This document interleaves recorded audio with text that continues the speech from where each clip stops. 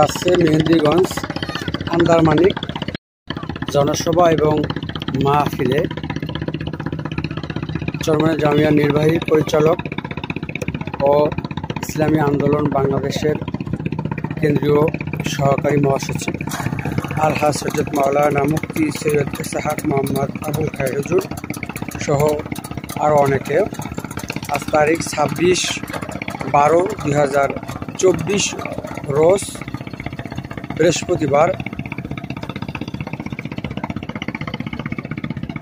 বাদ আছর চরমনাই থেকে ভিডিও ধারণ এমপিসি মিডিয়া মোহাম্মদ আনোয়ার হোসেন টিটু চরমনাই। আমার নতুন একটি ইউটিউব চ্যানেল খুলেছি, নাম হচ্ছে টিটু চরমনাই।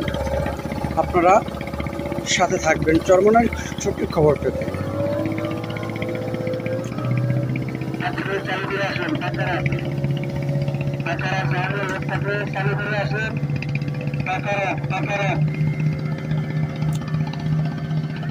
বাইরে